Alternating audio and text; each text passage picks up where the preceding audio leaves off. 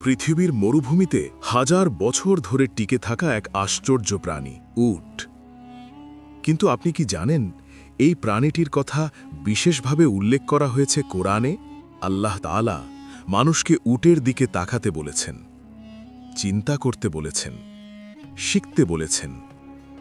সূরা আল গাশিয়াতে আল্লাহ বলেন, তারা কি উটের দিকে তাকায় না, কিভাবে তাকে সৃষ্টি করা হয়েছে? এই একটি আয়াত উটের ভেতরে লুকিয়ে থাকা অসাধারণ নিদর্শনের দিকে আমাদের দৃষ্টি আকর্ষণ করে। উট মরুভূমির জাহাজ নামে পরিচিত, কারণ এটি টানা কয়েকদিন পানি ছাড়া বেঁচে থাকতে পারে।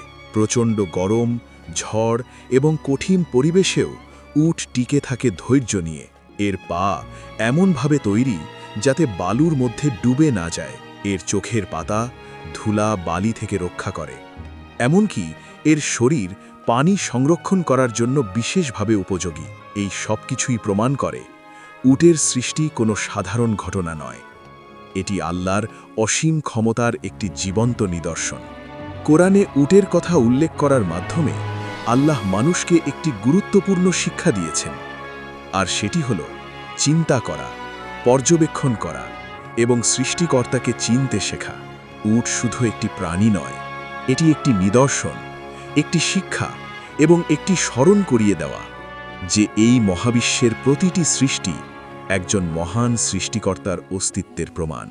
তাই যখনই আপনি একটি উট দেখবেন, শুধু একটি প্রাণী হিসেবে নয়, বরং আল্লাহর একটি নিদর্শন হিসেবে দেখবেন এবং চিন্তা করবেন কত নিখুঁত, কত সুন্দর আল্লাহর সৃষ্টি।